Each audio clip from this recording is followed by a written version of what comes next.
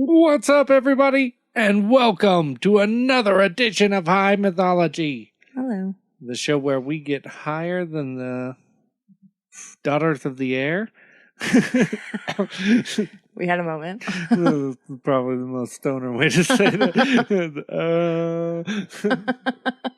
You thought really hard there. Daughters of the air. Yeah. Tonight, for our 100th episode. Happy 100. Woo! It's already been that long. Yeah, it's already been that long. Holy smokes. Some of them are short, so I don't know that it fully counts. But we're counting it anyway. Yeah. Yeah. So to celebrate tonight, we're doing the story of the Little Mermaid. One of my favorites. Mm-hmm. Oh, Good classic. I like the Disney version. It's nicer. Hans nicer. Christian Andersen. Yeah. He's got fucking twisted mind. There will be Fuck blood. me, dude. Pretty much. Yeah. There will be sea foam. There will be sea foam. Oh, Jesus.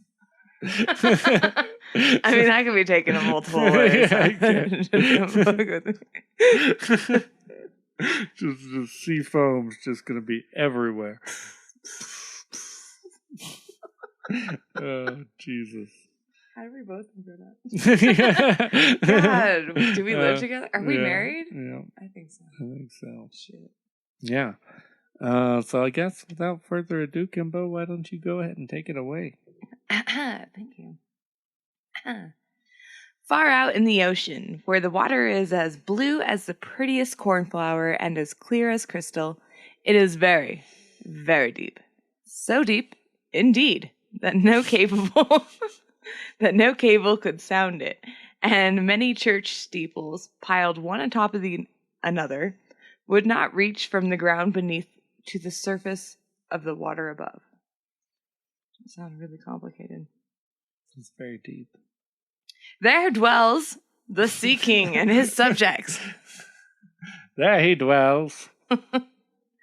We must not imagine that there is nothing at the bottom of the sea but bare yellow sand. No, no, no, no indeed.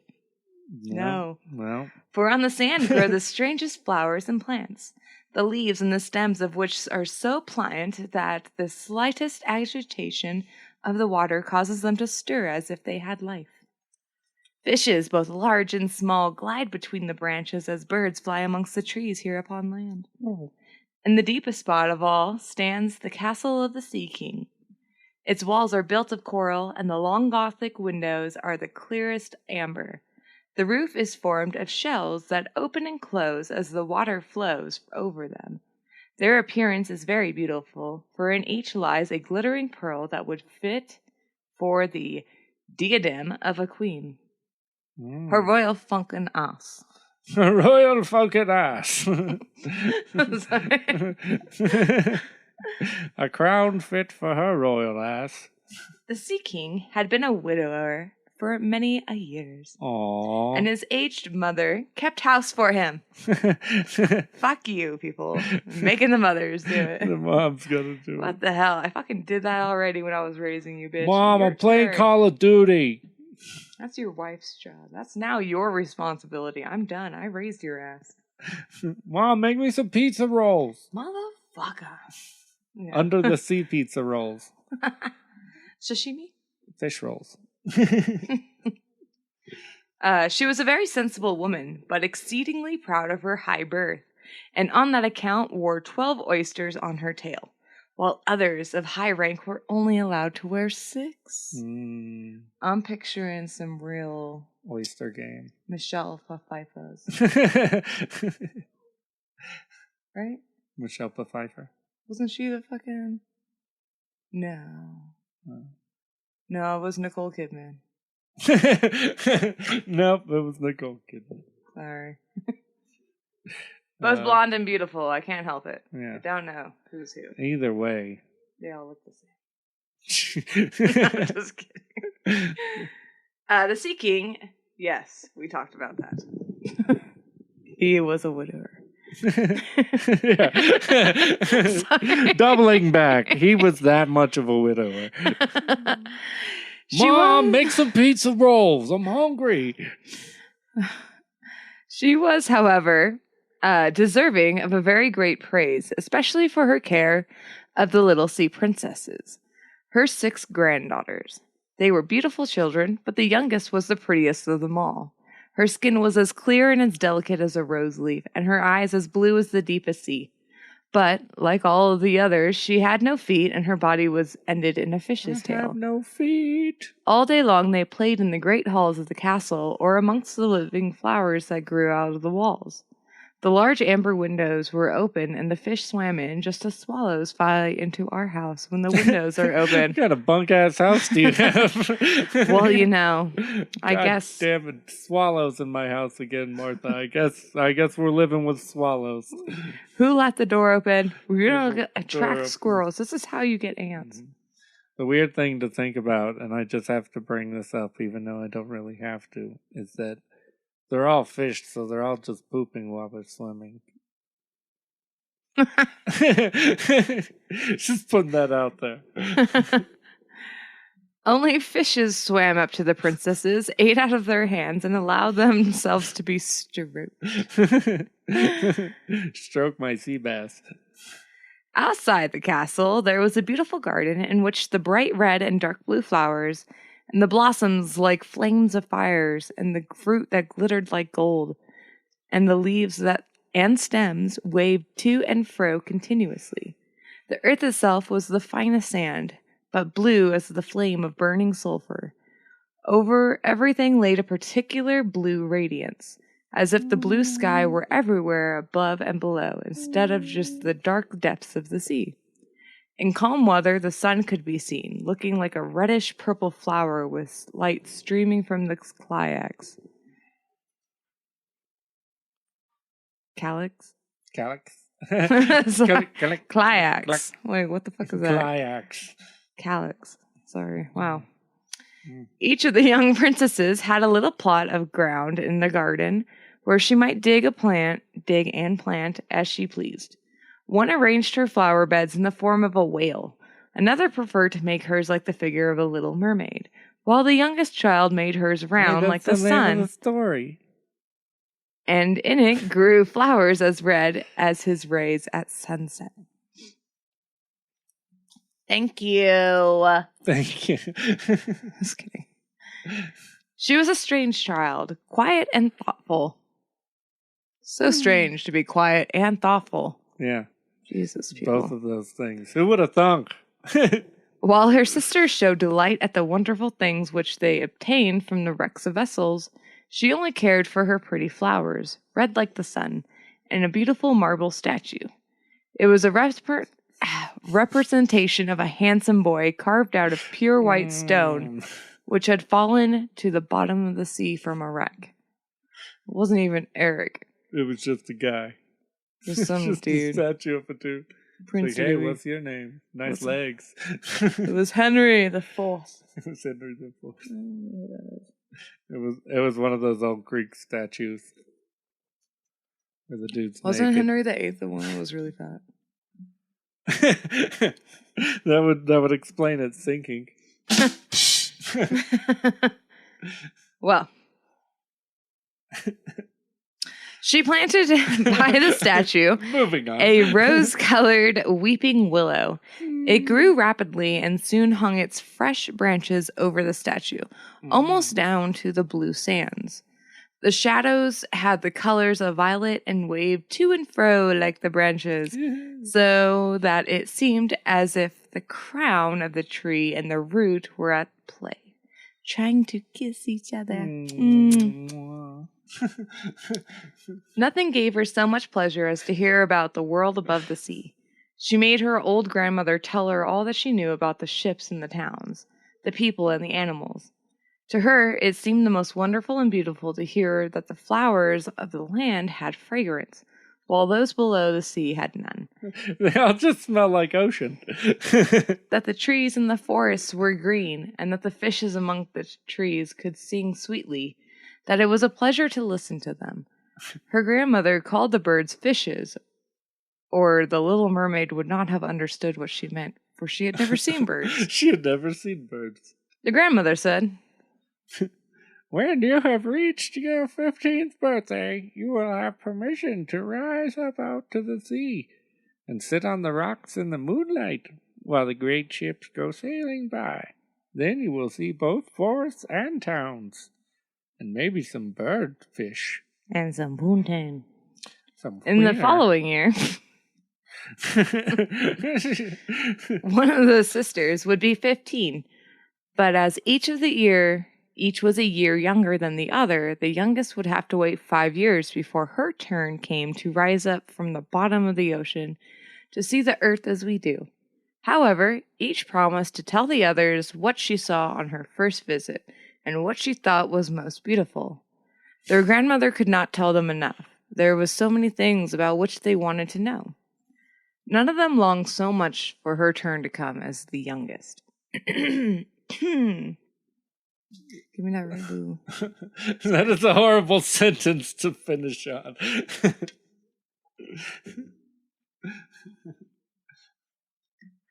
It is not. She, who had the longest time to wait and who was the quiet and thoughtful. Many nights she stood by the open window, looking up through the dark blue waters and watching the fish as they splashed about with their fins and tails. She could see the moon and stars shining faintly, but through the water they seemed larger than they do to our eyes. When something like a black cloud passes between her and them, she knew that it was either a whale swimming overhead or a ship full of human beings who have never imagined that a pretty little mermaid was standing beneath them, holding out her white hands towards the keel of their ship. Oh, part of your world. Under the sea. Sorry, I'm not a singer to you. I'm a shy singer. I won't ever sing. I'm a shy singer. At length, the eldest was 15 and was allowed to rise up to the surface of the ocean. Woo! Quinceañera. Woo! Da, da, da, da, da. Encanto. That's all different. When she Just move returned, it through all of them. Just let it go. when she returned, she had 100 things to talk about. But the first thing she said was to lie on the sand. The finest thing she said was to lie on the sandbank in the quiet moonlit sea near the shore, gazing at the lights of the nearby town that twinkled like hundreds of stars, and listening to the sounds of music and the noises of carriages and the voices of human beings and the merry pealings of the bells in the church steeples. Because she could not go near all these wonderful things, she longed for them all the more. I long. Sorry, that was a lot of shit. That's a lot of shit. She couldn't pick one thing that she couldn't liked. pick one thing that I liked. And the bells and the people. Well, let me just tell you all the shit that I fucking did. There was a tree that I really liked, too. And a couple times I dug hiding behind rocks and calling out to sailors so they would... Oh, how eagerly did the youngest sister listen to all these descriptions. And afterwards, she stood at the open window looking up through the dark blue water. She thought of the great city with all its bustle and noise, and even fancied she could hear the sound of the church bells down in the depths of the sea. Bing, bing. You didn't, bitch. In another year, Bing. the second sister received permission to rise to the surface of the water to swim about where she pleased. She rose just as the sun was setting, and this, she said, was the most beautiful sight of all. The whole sky looked like gold and violet and rose-colored clouds, which she could not describe, drift across it. And more swiftly than the clouds flew a large flock of wild swans towards the setting sun, like a long white veil across the sea. She also swam towards the sun, but it sank into the waves, and the rosy tints faded from the clouds from the sea. I can almost reach it. Yeah, she's not the smartest one of them. So I swam straight for the sun, just as fast as I could, for as far as I could go. I almost drowned. Then I remember, I'm a mermaid, silly. I almost drowned. The third sister's turn followed, and she was the boldest of them all, for she swam up a broad river that emptied into the sea. On the banks she saw green hills covered with beautiful vines, and the palaces and castles peeping out from amid the proud trees of the forest. She heard birds singing and felt the rays of the sun so strongly that she was obliged often to dive under the water to cool her burning face. Remember, these chicks are all pale as fuck. She's just getting sunburnt as hell. The moment she gets good. up there, she's like, It's gonna tan. I'm melting. It'll tan, I swear. In a narrow creek, she found a large group of little human children, almost naked, sporting about in the water. She wanted to play with them, but they knew stranger danger. So hopefully they ran the fuck away. But they fled in great fright. And then the little... Oh, almost got... Get her. Wow. Oh, I almost said the little black mermaid. I was like, wow. Well, you did. I just did. I mean, not that there's nothing wrong with that. Moving on. Jeez. Sorry. Gotta get a spot of soda. I'm sorry. I wanted to leave it on that awkward pause. The little black animal, it was a dog, but she did not know it, for she had never seen one, came to the water and barked at her ferociously that she became frightened and rushed back to the open sea.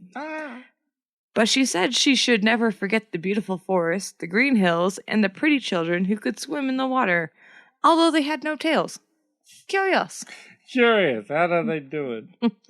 The fourth sister was more timid.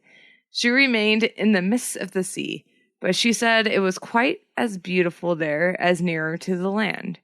She could see many miles around her, and the sky above her looked like a bell of glass. She had seen the ships,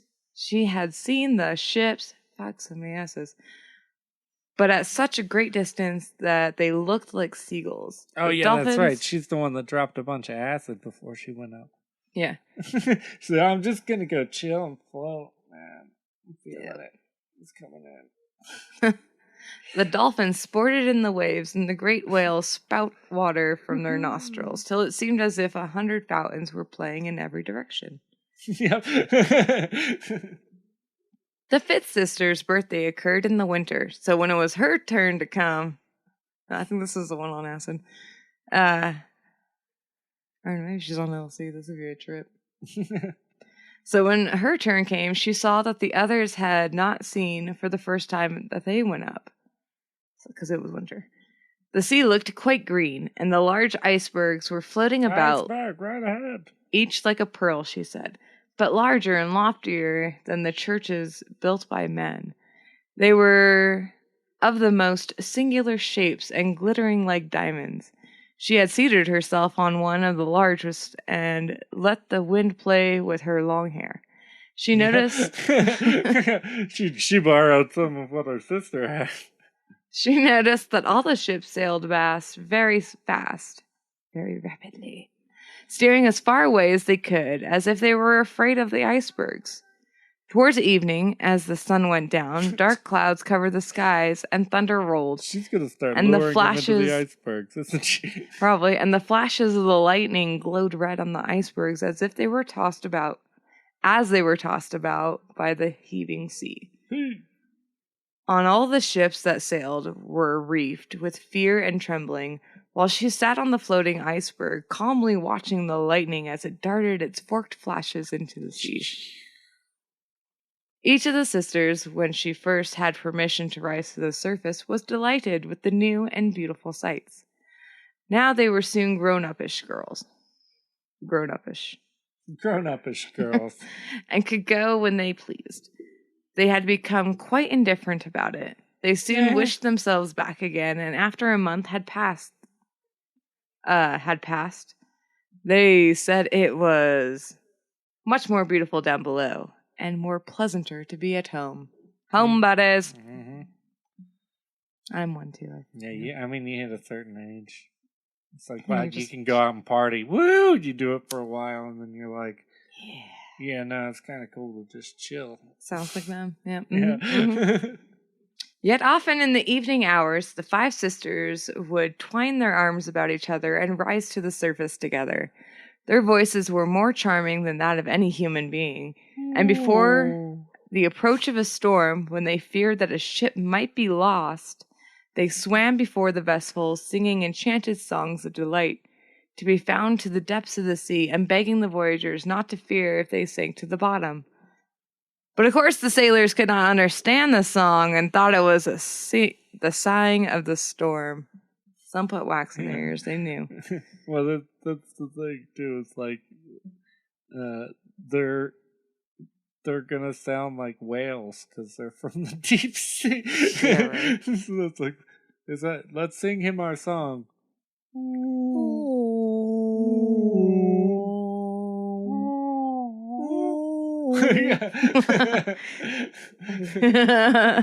What do you mean that crushes under the sea, man?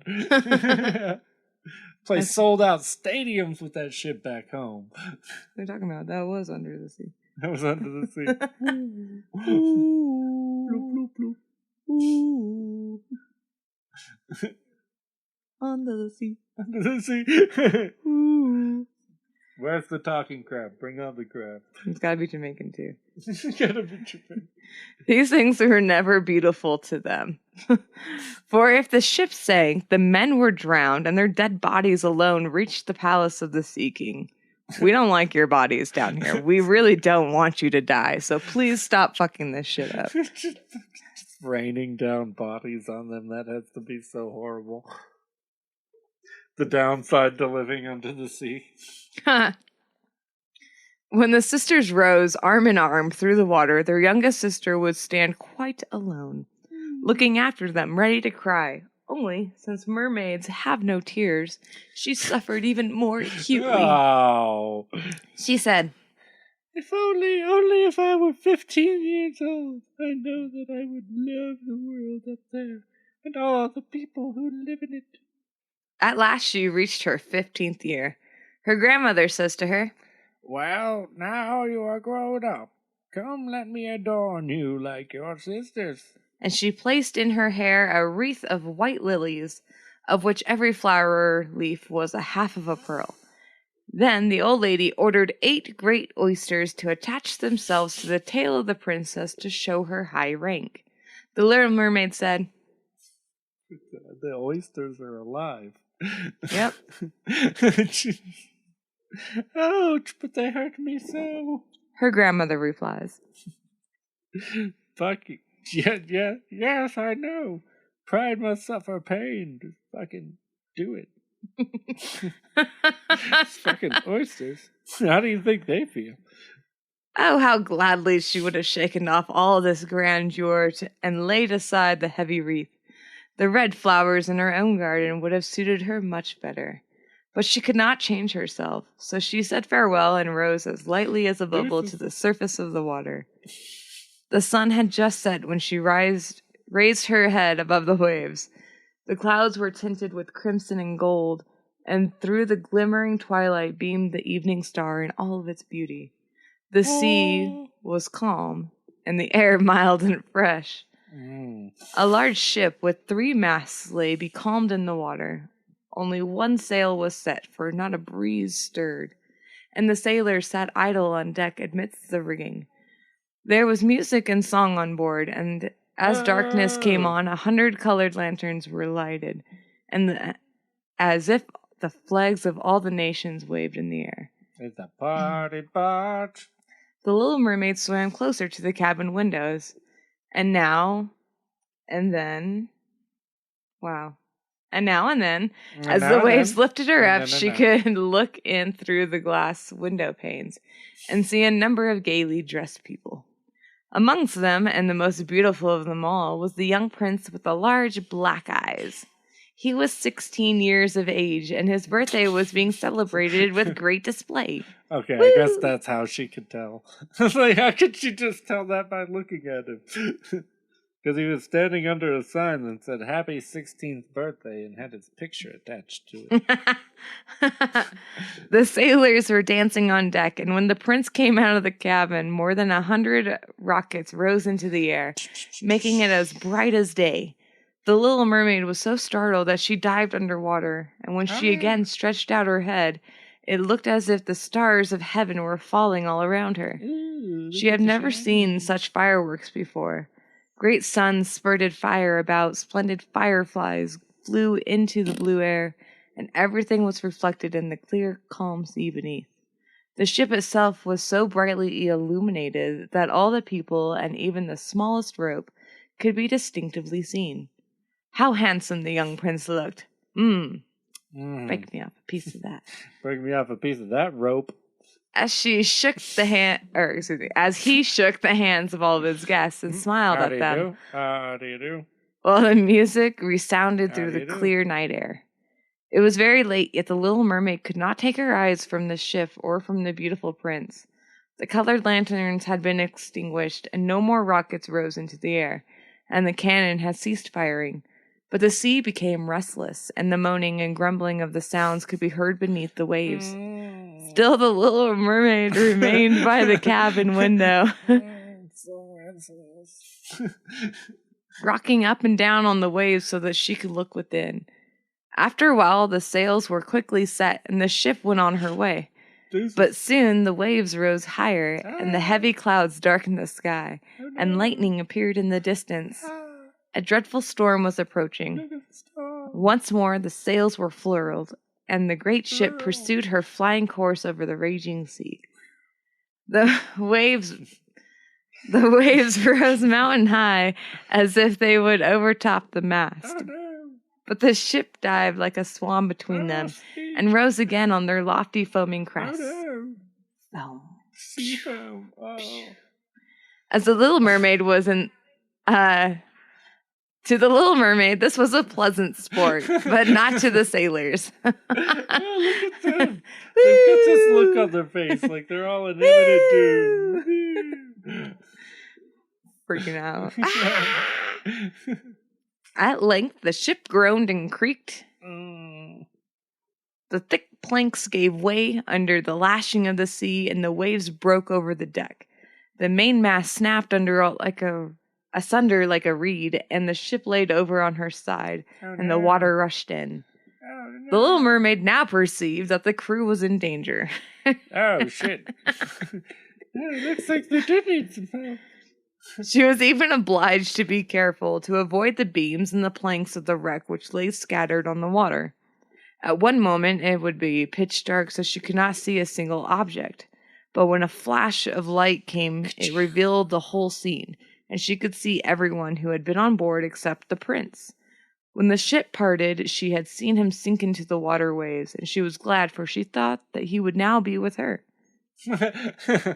Then she remembered that human beings could not live underwater, so that when he got down there to her father's palace, he would definitely be dead. Yeah, for sure.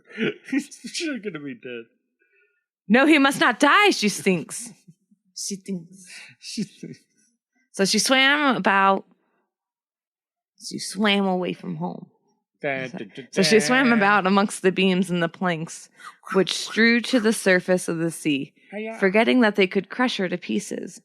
Diving deep down under the dark waters, rising and falling with the waves, she at length managed to reach the young prince, who was fast losing the power to swim in the stormy sea. Oh, shit. His limbs were failing him, and his beautiful eyes were closed, and he would have died had it not been for the little mermaid coming to his assistance. Ew.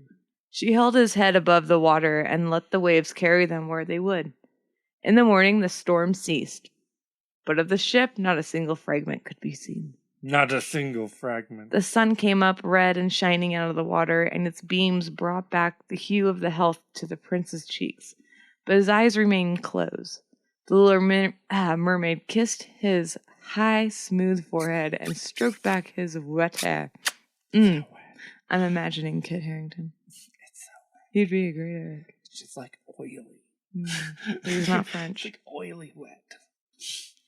He seemed to her like the marble statue in her little garden. So she kissed him again and wished that he might live. Presently, they came in sight of land, and she saw lofty blue mountains on which the white snow rested, as if a flock of swans were lying upon them. Beautiful green forests were near the shore, and close by stood a large building, where a church or a convent she could not tell. She doesn't even know what the fuck they are. Orange and seton trees. It was a building of some sort. Oh, it's got a bell. I think it had something to do with land people where they do foot stuff. I don't know. Maybe they put a ghost pepper in their ass. Jesus, singing with a butt pepper. It's going to be a thing. It's never going to be a thing. Kill people. All rights reserved. All right. You reserve those rights. Orange ma'am. and citron trees grew in the garden, and before the door stood lofty Before the door stood lofty palms, which makes me think it's got to be like island.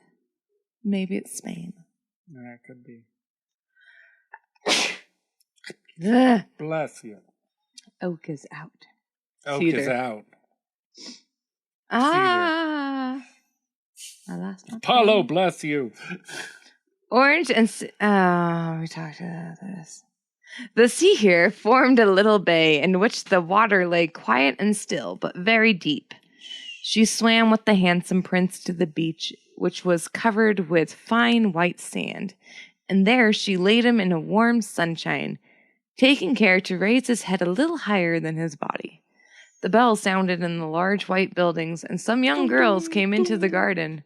The little mermaid swam out further from the shore and hid herself amongst the high rocks that rose out of the water.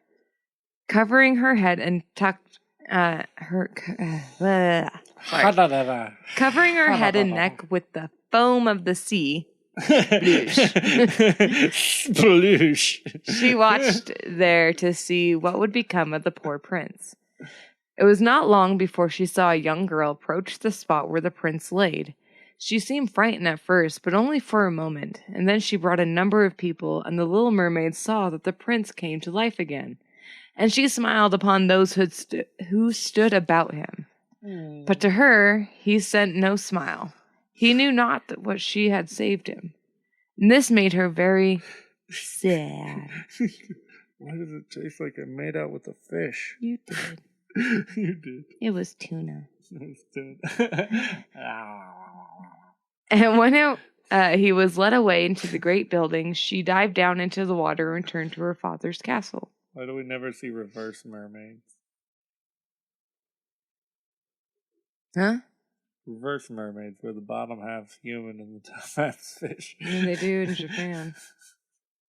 I think Ghost has a toilet. Actually, it's wearing a ballerina costume, and it's literally the head of a fish, a tutu, and the legs of a human. It's way more scary that way. It was part of their Halloween shit. It was very weird. She had always been silent and thoughtful, and now she was even more so than ever. Her sisters asked her what she had been doing. What she had seen during her first visit to the surface of the water, but she could tell them nothing. Many an evening and morning did she rise to the place where she had left the prince. She saw the fruits in the garden ripen and watched them gather. She watched the snow on the mountain tops melt away, but never did she see the prince, and therefore she always returned home more sorrowful than last. It was her only comfort to sit in her own little garden and fling her arm around the beautiful marble statue, which was that statue, which was like the prince. I know she lays her eggs there. That's how she lays her eggs. Yeah, I'm assuming she's having eggs. Maybe That's she what births fish like do. Do they birth like a fucking whale, or do they lay eggs? They lay eggs. I don't know mythology. That's actually a good question. How do mermaids reproduce? I mean, The and only answer to one that survives question? because barracudas come by and eat them. Like, what happens, really? Anyway. How do mermaids reproduce? The answer, your mom. The answer may surprise you. The answer may surprise you. Tonight at 6. Your mom. Doing the dishes. She gave up tending her flowers, and they grew in wild confusion over the paths, twining their long leaves and stems around the branches of the trees so that the whole place became dark and gloomy. At length she could bear it no longer and told one of her sisters all about it. Then the others heard the secret, and very soon it became known to several mermaids, one of whom had an intimate friend who happened to know. Her friend knew that this person and this cousin had this twin. I don't know. Yeah. That bitch knew who the prince was. She had also seen that the festival. She had also seen the festival on board the ship, and she told them where the prince came from and where his palace stood. The other princesses took pity on their little sister, and they entwined their arms around her and rose together to the surface of the water. Near the spot where they knew that the prince's palace stood, it was built of bright yellow shining stone and had long flights of marble steps, one of which reached down to the sea. Splendid gilded cupolas rose over the roof, and between the pillars that surfaced the whole building stood lifelike statues of marble. Through the clear crystal of the lofty windows could be seen noble rooms with costly silk curtains hangings of tapestries and wall covers with beautiful paintings. It's a very descriptive description. For real. Yeah. Can you tell me about are there any rooms for rent? Or In the center of the largest room was a fountain. A fountain threw its sparkling jets high up into the glass cupola of the ceiling, through which the sun shone in upon the water and upon the beautiful plants that grew at the basin of the fountain. Wow. Description? You got it down? You got a vision? You got a visual? You got a visual? Okay. Moving on. Now, the Little Mermaid knew where the prince lived. Woohoo! Not even a stalker. Woohoo! That sounds like she's about to get real creepy with this. She might be rapey like fucking dolphins. You be careful, man. Whoa. She spent many an evenings and many a nights on the water near the palace. She would swim much nearer to the shore than any of the others had ventured, and once she went up to the narrow channel under the marble balcony which threw a broad shadow on the water. Here she sat and watched the young prince, who thought himself alone in the bright moonlight. Jerking out. I'm alone. Yeah, exactly. So I'm just gonna sit and watch. She often saw him evening, sailing in a beautiful boat on which music sounded and flags waved. She peeped out from amongst the green brushes and if the wind caught her long silvery white veil, I don't know why she's wearing a veil, those who saw it believed it to be a swan spreading out its wings. Many a night, too, when the fishermen set their nets by the light of their torches, she heard them relate many good things about the young prince. And this made her glad that she had saved his life when he was tossed about half dead on the waves. Eyes closed shut tight. She's just creeping. She remembered how his head had rested on her bosom, and how heartily she had kissed him. But he knew nothing of all this, and could not even dream of her. God damn it. Sorry. I feel bad for her. She's just creeping hard. Freaky creeping, yeah. Freaky creeping. I watch him when he's alone and thinks no one else is watching him. I swim up through the drains and watch through his toilet. He always thinks he's alone, but he is never alone. Going to use the bathroom in the Mermaid. Just fucking looking up through the toilet hole. I see it.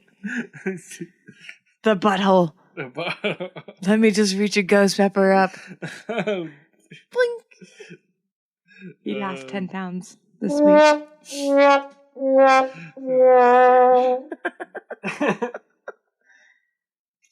Okay, carry on. I was about to keep going on that one.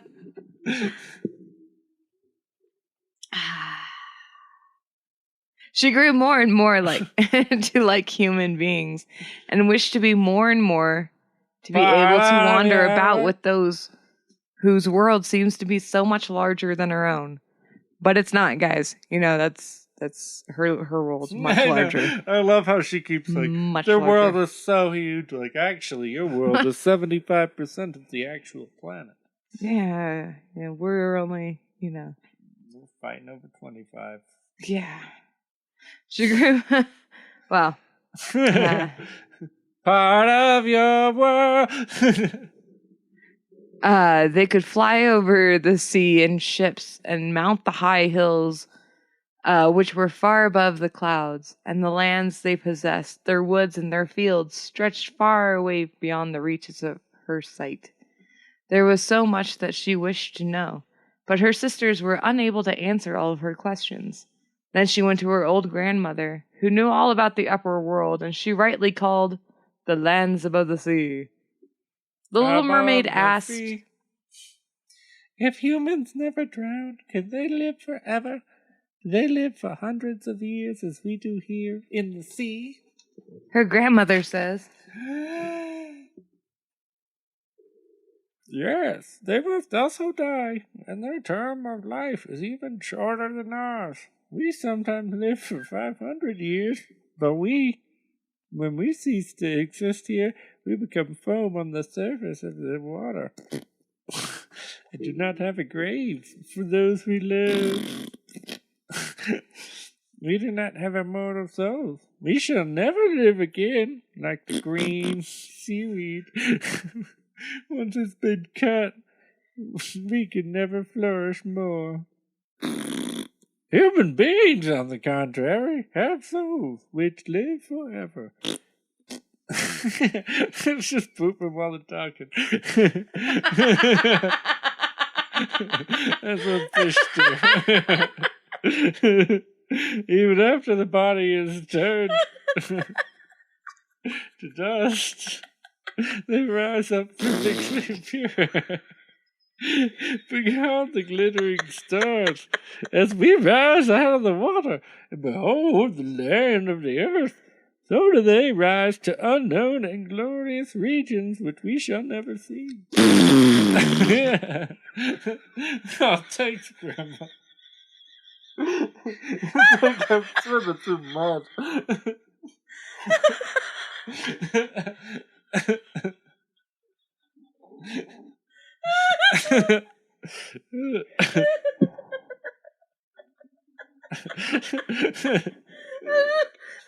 You have such a great visual.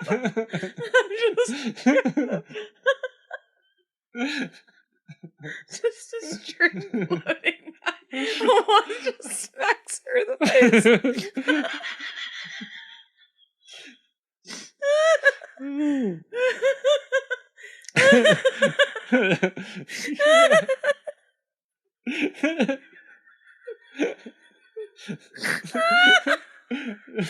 In our kingdom, we don't need toilets. We're fish. I'm so sorry. Oh my God, I got so many tears in my eye. The little mermaid asked mournfully. She's got little ones. She only fluffs. There's something in my mouth. She only poofs. Why do we not have immortal souls? Nah. I would gladly give all the hundreds of years that I have to live to be a human only for a single day, and have the hopes of knowing the happiness of the glorious world above the stars. Poof, poof. Grandmother said, you must not think that. We believe that we are much happier and much better off than the humans. I like how grandmother's explanation too is just like, don't even think that. We think we're better than people. Oh, why? Because you got fins? Look who's not swimming in their own shit. You know, there's a human called Donald Trump who thinks the same thing. The Little Mermaid says, So I will die and become seafood, and be driven about, never again to hear the music of the waves, or to see the pretty flowers, or the red sun. Anything I could do to win an immortal soul. Question. The grandmother sighed and said, yeah. No, not really. Nothing you could do. Oh, unless a man should love you so much that you were more to him than his father or his mother. Basically, just get him to kill his father and his mother, I think is what I'm asking. And if all his thoughts and all his love were fixed upon you, and the priest placed his right hand in yours, and he promises to be basically marriage if you just marry him. Yeah. Then his soul will just glide into your body.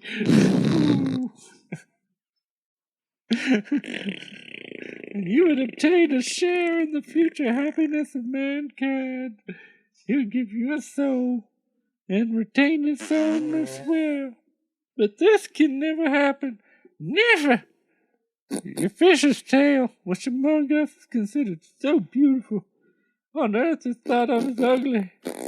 They do not know it any better, and they think it necessary in order to be handsome to have two stout props, which they call legs.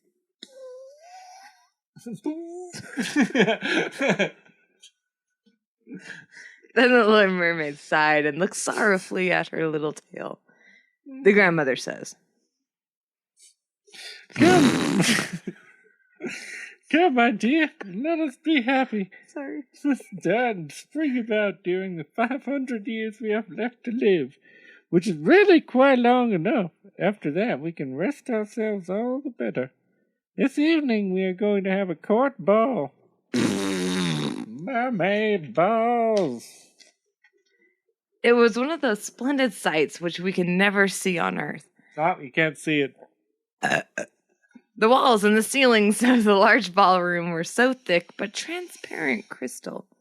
Many hundreds of colossal shells, some of the deep reds and others of green grass, with blue fire in them, stood in rows on each side. These lighted up the whole palace and shone through the walls so that the sea was also illuminated. Innumerable fishes, great and small, swam past the crystal walls. On some of them the scales glowed with purple brilliance, and others shone like silver and gold.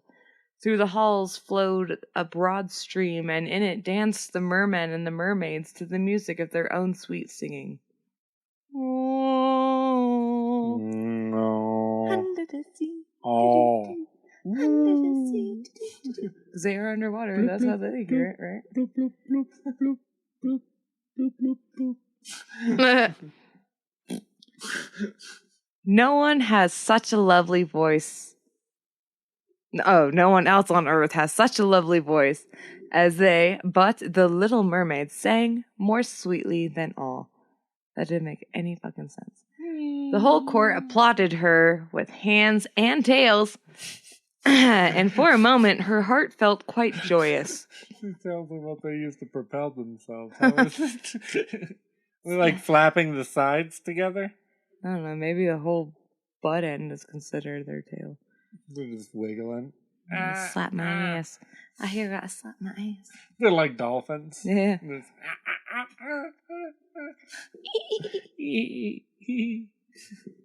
But soon she thought again of the world above her, and she could not forget the charming prince, nor her sorrow that she had not an immortal soul like his.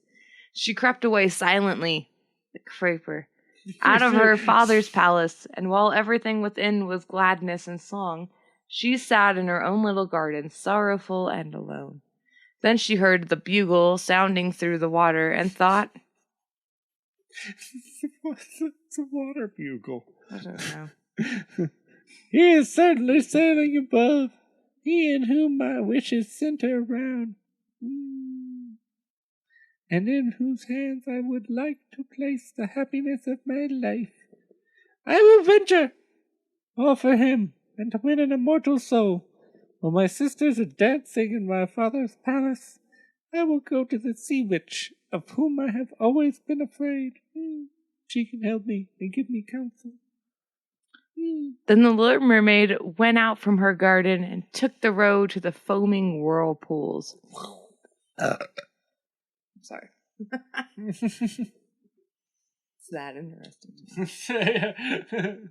Behind which the sorceress lived. She had never been that way before. Didn't really know the way.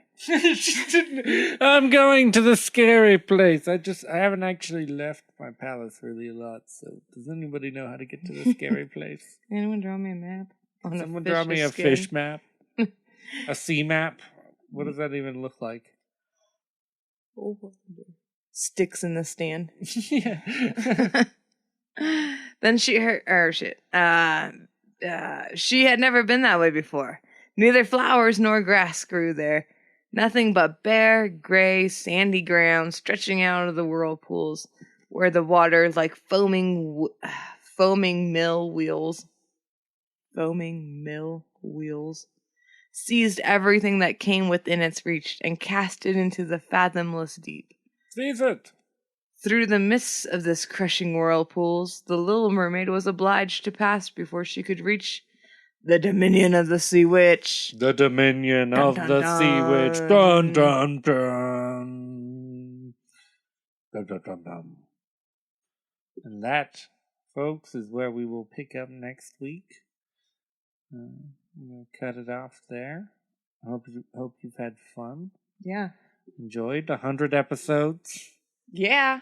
100 episodes. Reference is fairytales.com. Thank you. Little Mermaid, Hans Christian Andersen.